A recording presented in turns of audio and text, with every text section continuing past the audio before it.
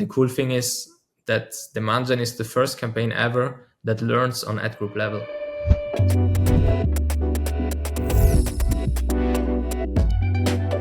All right, Thomas, welcome to the PPC Mastery Podcast. It's super exciting to have you. And I can't wait to talk to you all about demand gen today. For those of the listeners who don't know who Thomas is, obviously I'm going to ask you to tell a little bit about yourself. But Thomas, I just wanted to say that what I respect about you is that on LinkedIn, you're sharing a lot of news updates and you've grown your account really rapidly. If I look into the industry, you see Adrian, who's like taking a rocket ship to Mars on his own. But you have also been one of the guys that is growing really fast with a huge following. And I see that you have a really nice balance of news updates, but also sharing more of the strategies and tactics that are working for you. So I'm super excited to talk to you today in the PPC Mastery Podcast. So before we jump into everything related to demand gen, Thomas, could you tell us a little bit something about yourself that most people don't know? Yeah, sure. Yeah, thanks, Miles, for being here. It's an honor, obviously, in the new podcast. One thing that nobody knows about me is actually quite funny. Once I did my master studies, I started my own blog where I wrote articles about recipes, Italian recipes, travel destinations, and even about the LinkedIn algorithm, how it worked. That was back in 2017. And my goal was to see how my blog articles rank in terms of SEO, search engine optimization. And I tried to influence all the SEO keywords, the meta description, meta titles, and saw then later how they rank on the Google search in live organic ranking. So that was, for me, like the first step in towards search, let's say like this. And since it was my blog, I really learned a lot because I saw if I change a SEO keyword on the blog post behind, how my ranking in Google search got influenced. And I really liked it. But at that time I had no clue about Google Ads. But this was my first touch point with Google search. And at that time, I really learned a lot about SEO and about Google. Also, that SEO is quite, can be quite a coincidence that you rank really high, even if you have bad keywords, or the opposite. If you have really good keywords, you can rank really low. So that was already seeing a bit that Google is, not really 100%. It can be also coincidence and luck if you rank good. And another thing is maybe that one of my biggest hobbies that nobody knows is meteorology. So I really like to understand the weather and the climate, and that was a hobby since I was a child. So I really like to read physical maps, climate zone maps and everything, and wanted to know always about the temperatures, average temperatures over the year of each cities.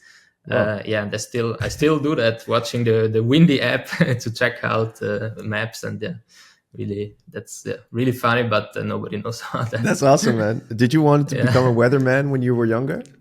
You know, like all my friends always told me, like, you would be the perfect weatherman because you always know everything about the weather. But now it was never really my where I wanted to work, but I always said it's my hobby, so I'm doing it next to work.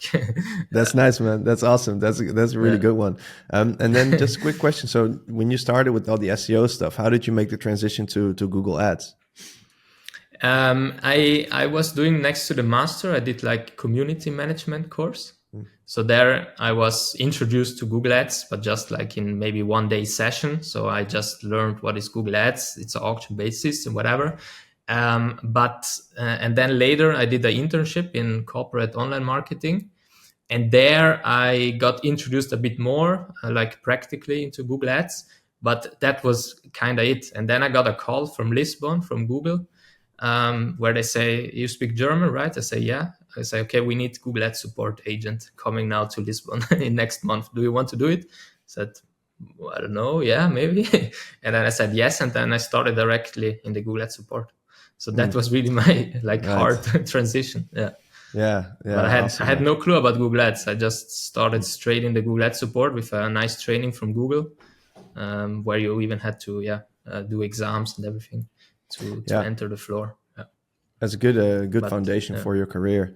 So it was perfect. And one extra question then is, since you have all this experience in Google Ads now for a long time, what is something that you believe about Google Ads that most people would disagree with? Yeah, I think that's exactly my belief is the Google Ads support is can be really good, but I think everyone thinks Google Ads support is not doing a great job.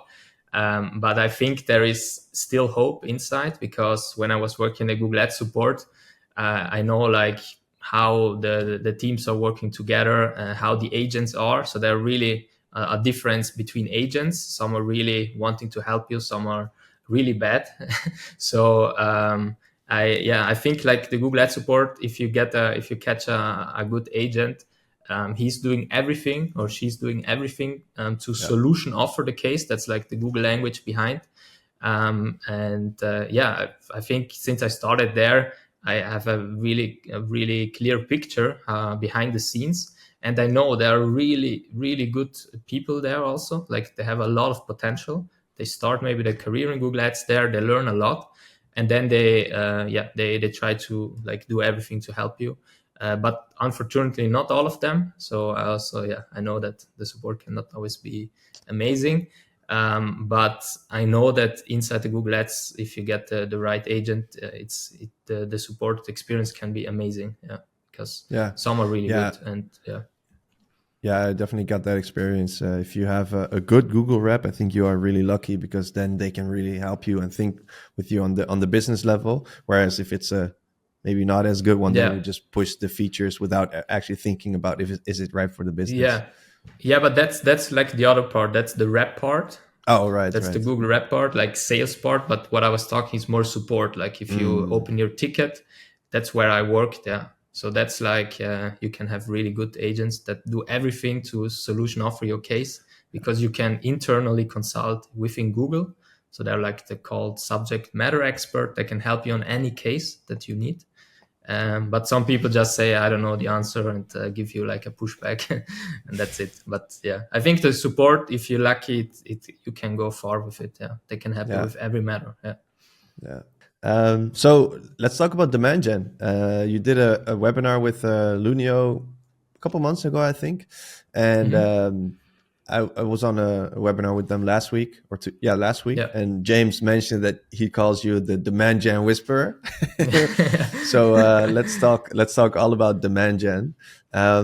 First of all, I would like to understand, like, where did your interest for demand gen come from? Because I don't see a lot of people posting insights about demand gen on LinkedIn, for example, but you are one of the people that is posting quite a lot about it. So where did that interest come from? So like in the beginning, when I saw that Discovery got upgraded to demand gen, I was really curious, like how this campaign type is going to progress, like if it's going to be like a PMax type, like really big or not. So I really sat down and said, I need to study everything about it. I want to be one of the first to know everything about it. I want to be one of the first to test it out and then share it on LinkedIn, help others. Because I saw in the beginning like a lot of Google Ads specialists that were saying it doesn't work. And my goal for myself also personally was like how to optimize this campaign, how to be the first one to know where to optimize, where to start. Because I also saw a lot of potential for my clients who do already meta. So I wanted to really see how can I get my clients who do already meta, who have good creatives, to be the first present on demand gen and test it out with their meta creatives.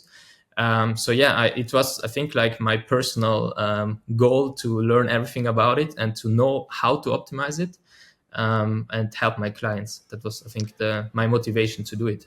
Very nice. So let's dive into that then. Could you maybe in a nutshell explain to people, I know that most people have heard about demand gen, maybe even experimented a little bit with it, but could you maybe in a nutshell explain what it is and what type of advertisers, what type of clients demand gen is suitable for? Yeah. So like demand gen is obviously like a campaign type where you need visually appealing creatives, something that works also in Meta, content that grabs attention and where you also can drive conversions more or less in the right moment. So it's a very similar campaign type to PMax. It's automated, really algorithm driven, but it has some big differences. For example, you can really target audiences, not just like with signals in like in PMax. It has no paid search placements, for example, and you place ads like in the to people in front of people like that are interested in your product but not searching for it. So it can be really a good way to create a demand for your paid search campaign, for example. And it's like you can reach, Google says you can reach up to I think 3 billion users. It's like a huge placement.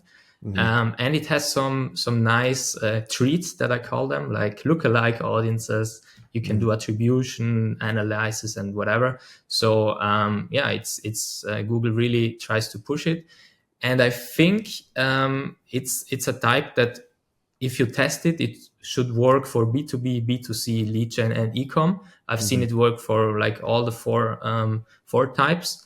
But obviously you need to test like different creatives first. If it's single images, video, carousel, also feed, product feed campaigns.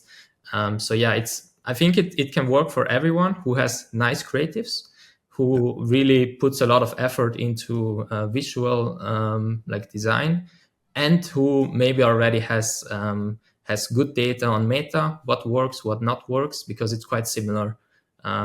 So if you have like, I think a good history in Meta and you know what your audience, where your audience converts, what your audience wants to see, where you can grab attention, I think you have already a good start for demand gen.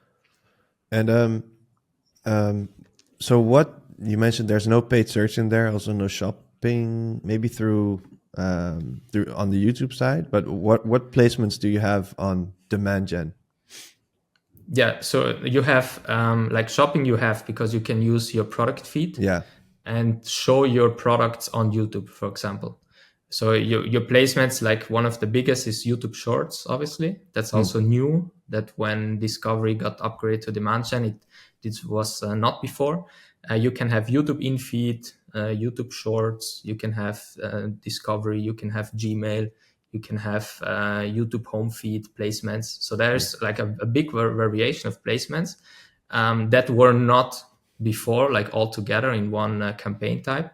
So I think Google did a great job to put all the entertainment space of Google towards like a whole Google property, where that's also like a big advantage, that everything, all the placements are Google owned properties. That means the spam rate is quite low, right? So you don't have the pain of all the crappy websites that just the clickbait all your ads.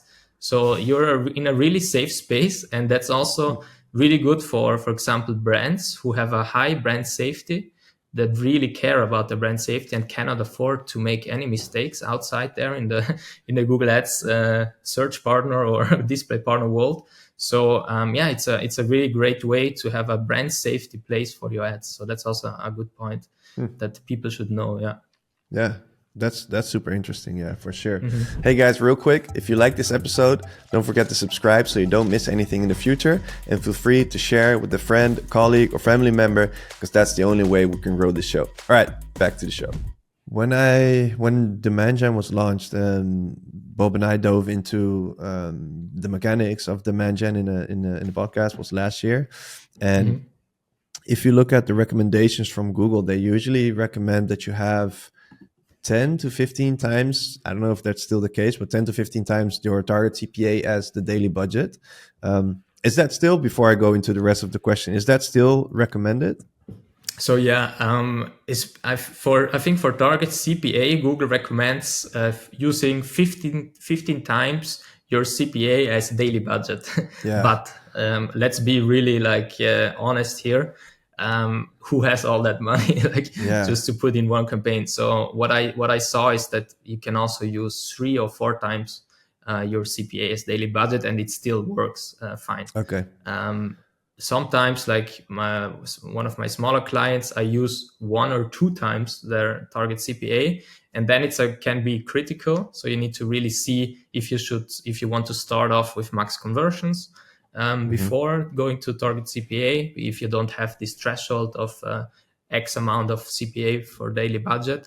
So that's something that you need to you can play around with. But I recommend in the beginning you should go to max conversions, and then you see more or less what is your average CPA in the last 30-60 days, and then you can recalculate your target CPA, and you can really ignore the CPA daily budget recommendation from Google, because once you know already your average CPA, then you use that for your campaign, and normally it works fine.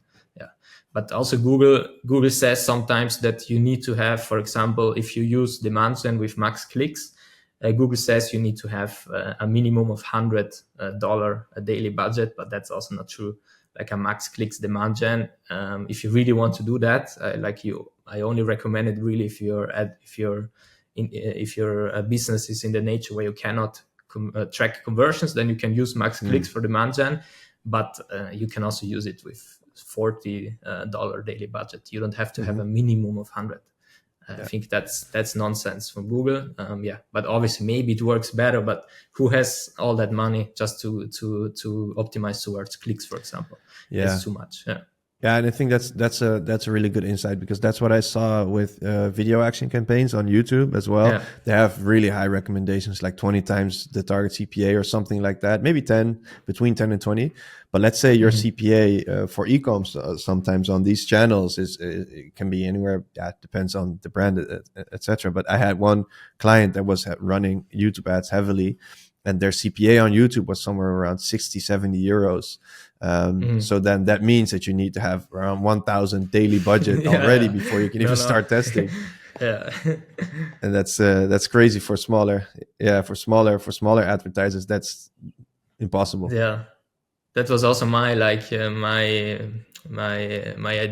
Once I read that, I said but you really need to put $1,000 in a daily budget for demand gen. That's impossible. It's not really feasible. But I mean, Google always has those recommendations, because when they launch a new product, they always normally test it out for 1 or 2 days with huge data amounts. And then obviously the Google algorithm is made, the more budget you give him, the more data within a short time range, the better it can optimize towards. So that's why they always come up with those high numbers. But normally in the real life, those numbers can be really lowered, and you have a good result then. Yeah. So if you look at demand gen campaigns, if you look at the components that are in there, what are the key components of a successful demand gen campaign? So let's say campaign structure, creatives, audiences, all that stuff. Yeah. So I think the best foundation obviously is your creative. You can you should create only one campaign and not split it up in many. That's also a very important point, that when you run a demand gen campaign, you should only have one big one and not split it up in many. And that's also why Google introduced the first time location and language targeting at ad group level. So that's that has never been in Google Ads before. So that's the first time. And the reason is because you should have one campaign and then split it up in different ad groups, depending on your location and language targeting. Obviously, it's the best if you use all creatives, for example, single image, video, and carousel ads. And if you're e-com, you should also enable your product feed. And what I always tell other Google Ads specialists when they want to try demand gen is you should have, for each ad group, you should get one creative type. For example, you make an ad group image, you make an ad group video, and then you put in the image ad group just the images, in the video ad group just the videos, and then you let them run for 60 days, for example, and then you see what performs better, and then you kick out the one that didn't perform well, and you just go with the asset type that worked for your client. And once you analyze that and revealed your creative type, then you go with it, and then you should add as much as possible, like amount of video or images, whatever worked better for you. And then obviously you should start working on your audiences. I mean, the audience targeting there is the second most important part of demand gen. And the cool thing is you can use lookalikes. So if you have good data on historical conversion, you can obviously download all your conversion data or your Shopify, for example, customer data, and upload it to Google Ads as a customer match list, and use that as the base for your lookalike. And then you can obviously also decide how narrow, how broad your lookalike should be. But this normally is the best performing audience segment inside the demand gen campaign. And it's really the most refined and the most detailed you can get in Google Ads, because the customer match lists obviously are really good, but for demand gen, lookalikes is the best audience segment. And once you use that, you can obviously also give third-party audiences insight, in-market detailed demographics, like in display and YouTube. And the cool thing is you can really analyze each segment type. By segment type, I mean like in-market, lookalike, or demographic targetings. And then there you can always also see which performs better and which should I kick out, and with which audience segment should I go further. So that's like also the second optimization that you can go, and that really works, because based on historical data, which audience segment works better, you should push your campaign right in the future. So you can really see which, if your lookalike works, for example, normally it works well. It just gets a bit less clicks than if you have a third-party audience in there. But that's also in the nature of Google, because the third party has obviously more reach. So Google wants to push it more. So that's also something you need to test out first. But normally all my campaigns, once they run more than 60 days, I just run them on lookalikes, because that's normally the segment that works best. Yeah. Then obviously you have a third part that is obviously the bidding strategy. That's really important also. What you want to optimize your campaign for. Normally I recommend max conversion in the beginning, and then you can refine it to target CPA. Target ROAS comes way later if you unlock a lot of conversions. It's not possible to use it in the beginning, unfortunately, but maybe in the future it will come sooner. And also a nice part is site links. I did also some posts on LinkedIn about it. You can really push your CTR by using those site links, because they're really displayed well on YouTube, for example. And and if you have, like, if you're e-com and doing demand gen, it's a really nice way also to get some, maybe you can use also your nice USPs on a site link just to give another information. That's also a good way to pursue the customer towards your USPs. So there is a lot of optimization room, and that was also a bit my motivation in the beginning, as I said before, that I wanted to reveal everything that I can do inside this automated campaign. Yeah, this is and nice. Step man. by step, more and more is coming. Yeah, exactly. It sounds like there's a lot of hidden cool things about demand gen that are not in other campaign types, like, for example, the lookalike audiences, but also ad group level targeting. That is insane. The budget is still on the campaign level, right? The budget is on campaign level, unfortunately. Yeah, it would be nice. It's not like in Meta. That would be cool. Yeah.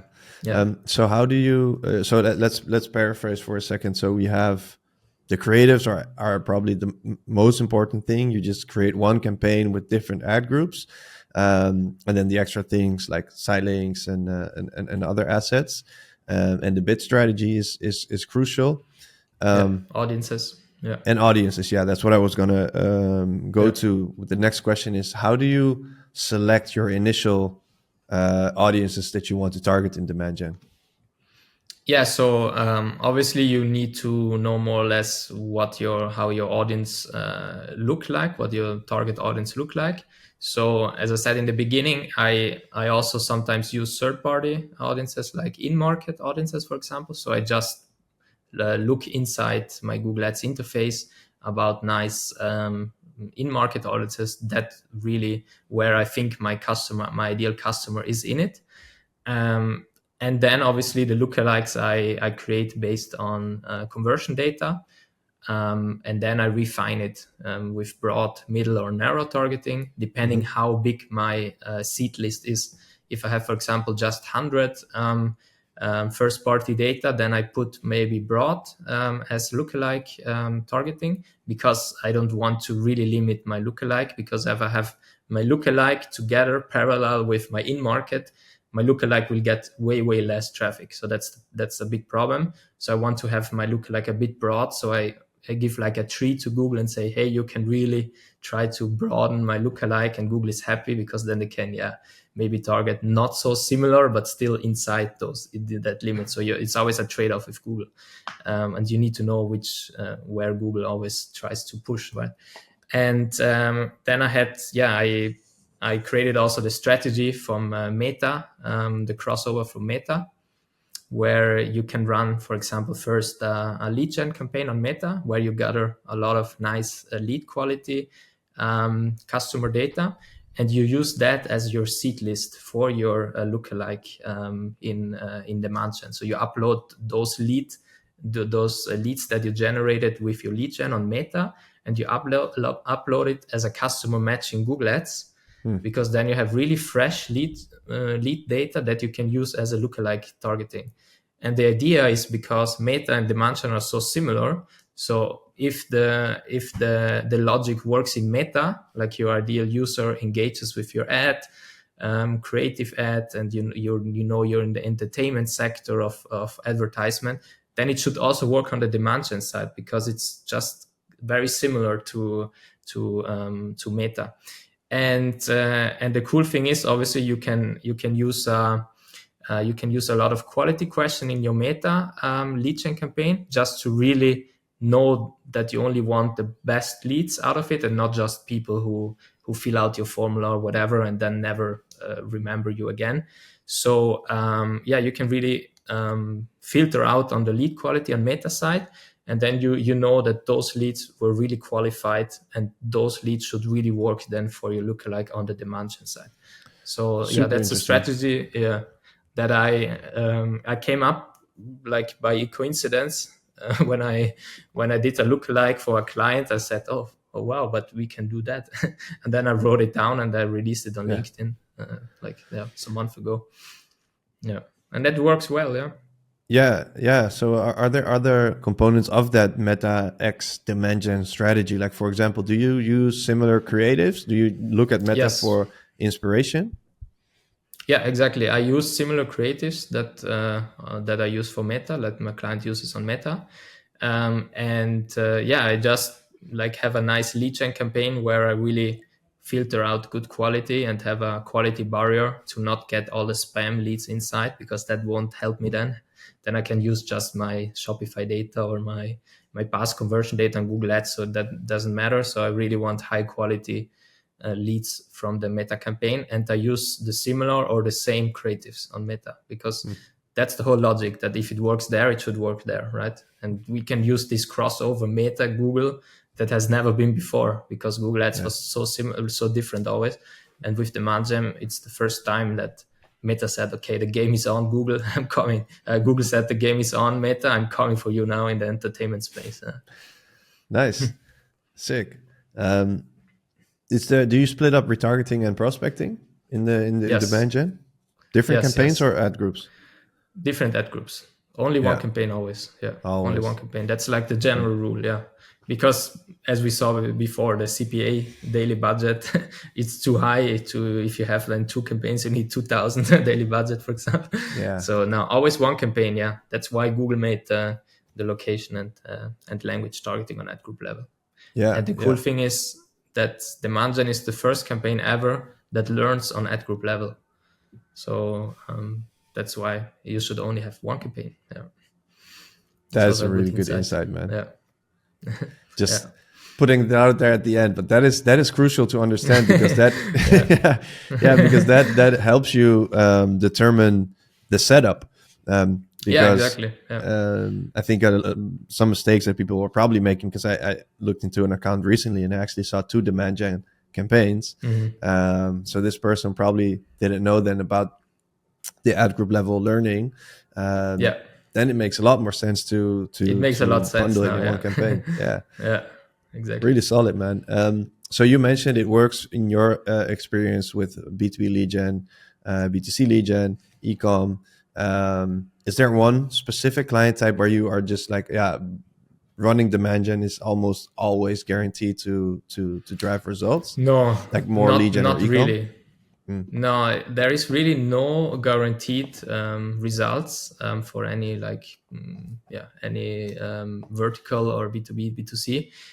But it's always like I've seen it work almost every time when I let it run more than 2 months. Like if I do all my optimization, if I kick out all the targeting that doesn't work, all the creatives that didn't work. So yeah, it's a campaign type who is really slow, I would say. It's in the beginning really slow. It needs so much data. If you optimize obviously towards purchases, you need maybe a month to get 1 purchase in the beginning. So it's a really slow campaign type, maybe because it's new and Google really, the algorithm is not so really fine now. But normally if you let it run for a long time, it will at the end work. And I have one client where the ROAS is around 4.5, for example, which is really good for a mid-funnel campaign. But normally I would say the ROAS is around 2.2 for my clients. Depends obviously, but then it's not always about the ROAS, obviously, because it's a mid-funnel campaign. So you need to really look into the attribution report. That's also one thing that Google pushed for demand gen campaigns, that you can really check how the conversion assists your search campaigns. So it's not just you don't have to just look at the ROAS, but you need to see how your demand gen is assisting your other campaigns. And normally, if you have a high assist rate, that means that your campaign works well. It helps your search campaign to really create demand, and the search campaign takes the demand and shows when the user searches for it. So I think you really need to look inside your attribution reports, and then you have a real big picture if your demand gen is suitable for you or not, and not just look at the ROAS, because it's sometimes I think it's harder for the campaign to get attribution, obviously, especially if you have search or PMAX parallelly running. Always check out how it's inside your conversion path and how it's towards your click attribution, click and assist rate. That's really important. Really solid, man. So to summarize it, I think you mentioned one campaign, ad group level learning, audiences are crucial, your creatives, your bid strategy. Of course, you need to decide that based on the data you have and the goals, etc. Are there other things that we didn't discuss that are also good to know for demand gen? I think really one big part is you should not just turn it on and just let it run. It's a campaign type that needs optimization, just like your search campaign. Not obviously by scrubbing search term because you don't know them, but by really checking every day how your audiences work, what's your CTR, what's your conversion rate. Then you can obviously, with the new beta, you can also on your video creatives, you can select on which placement it should run. So you can say, my video only should run on shorts, should run on in-stream or whatever. So that's also a very good part that Google gives you back control, and you can really decide where you want to run your demand gen campaign. And what we are missing is a script right now. So that's something I'm working with Mike at the moment. So that's something that we will release soon. Yeah. What's in the script? Not soon, but I cannot say it right now, but it's gonna be nice. Yeah, it's awesome. gonna be nice. So, okay, without going into the details of the script, is it similar to how, maybe not the whole mechanics, but is it similar to how useful the PMax script is for PMax? Let's say a useful script for demand gen? I would not say yet, because it's the first and it's a draft that we run now on one big demand gen account. But I think the only thing that we won't have 100% is to say the percentages that it runs on Discovery, on Gmail, and on YouTube. But we will get like all the placements and the rest easily out for everyone to like optimize it. Yeah. Like kind of that I did manually, it should be now automated. Like my optimization type. Yeah. Very cool. So do you know when that's coming? No, not yet. Okay. But I tested it already. Yeah. Nice. It's there. Yeah. Sick. Awesome. All right. So let's move into the last section here. I want to ask you a few rapid fire questions, Thomas. And you cannot say it depends. I'm going to give you like two options, this or that. You cannot say it depends, and you cannot elaborate on your answer. Okay. Okay. So the first one is PMax or standard shopping? Standard shopping. Google has advertisers' best interest in mind. Do you agree or disagree? Disagree. Broad match, yes or no? No. Ooh, interesting. AARs, the automatically applied recommendations, bad or good? Bad. Manual bidding or smart bidding? Smart bidding. Okay, two more. Will match types except broad be gone in 2 years?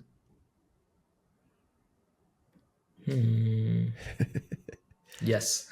All right. And will search and shopping campaigns be around in 2 years? No. Ooh, nice, interesting. This is fun because you're. But it's hard because you always. Yeah, because I always want to elaborate. Maybe. Yeah. That's why I'm asking this in this way. But it's no, interesting answers, man. Thank you. So obviously, like if you could explain, you would, and it would be more like it depends, nuances. Now it just stands there. Yeah. So to close it off, Thomas, one final question. If you had to share 3 golden nuggets about driving results with Google Ads, what would that be? 3 golden nuggets. Like right now, I would say use my custom PPC 𝗏𝗏𝗏, because that's just a nice resource that I use every day. And it helps me so much by doing all the Google Ads tasks, decisions, like inspirations. Yeah. So let's say what can you do with that, and where can people find it? Yeah, it's on 𝗏𝗏𝗏𝗏.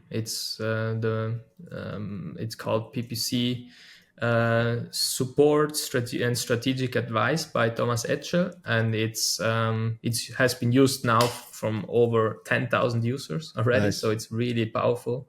And you can do like everything you can do with 𝗏𝗏𝗏𝗏4, but you can do this now for everything related to Google Ads. So you can analyze graphs, do keyword research, do ad copies. So it already knows how long your ad copy should be. You don't have to you don't have to prompt anything, because it already knows. And since 10,000 users use it, it learns every day more.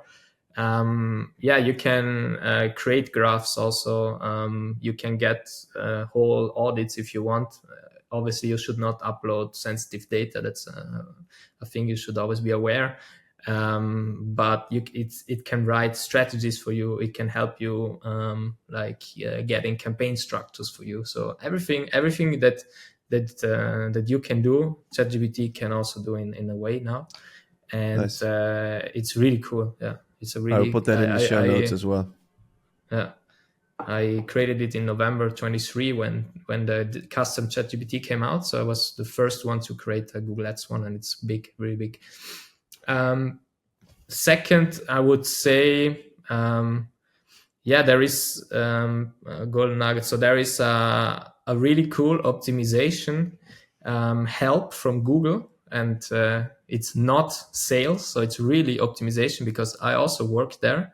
after the support. So I can tell you it's a really good service from Google, where you can request optimizations, for example, for keywords, for comprehensive audits, for ad copies, and so on.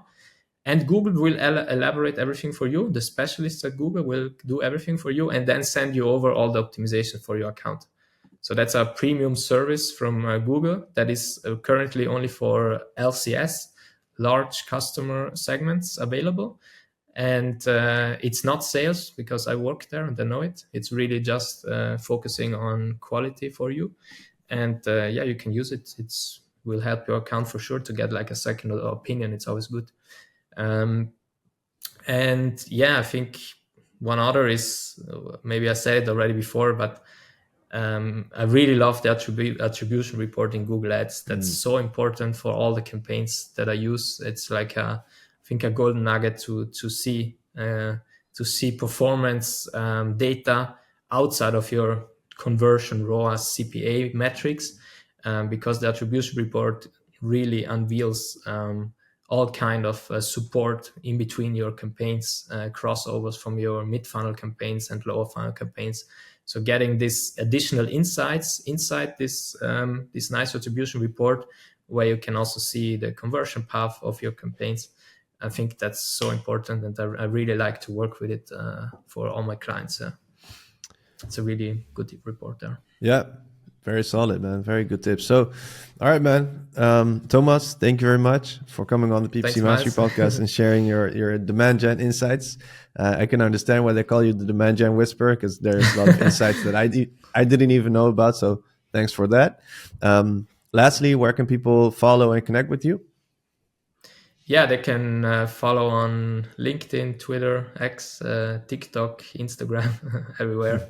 If they want the ChatGPT, then obviously either they search inside the GPTs for PPC, and then it's already the first that comes out there, or they can text me and I send it to them. But yes, I will also put it in the. Yeah, cool. I will also put it in the description so people can click there. All right, Thomas, keep up the great work, man. You're building awesome stuff. Can't wait to see what you're going to have for us in 6 months. I have no idea about the script with Mike Road, so let's see what that is going to be. That sounds exciting as well. And thanks for coming again, and catch you in the future. Thanks a lot, Miles, for being here. It was an awesome session. Thanks. All right, and thanks everyone for listening, and catch you in the next episode. Peace. Ciao. All right, that's the end of this episode of the PPC Mastery Podcast. I hope you enjoyed it. And if you don't want to miss any future episodes, we're going to be back next week. Then don't forget to subscribe and share with a friend, family member, or a colleague, because that's the only way we can grow this show. Now, there's 2 more things I want to share with you. If you want to take your Google Ads game to the next level, the first one is, if you want to get advanced Google Ads tips delivered straight into your inbox on Mondays and Fridays, head over to ppcmastery.com/newsletter to subscribe to our newsletter called the PPC Edge. And next to that, if you want to really take your skills to the next level and become the best Google Ads specialist you can possibly be, then consider joining the PPC Hub, which is our coaching and community platform for experienced Google Ads specialists. You can find everything about it on ppcmastery.com/hub. And with that said, I'll catch you in next week's episode. Peace.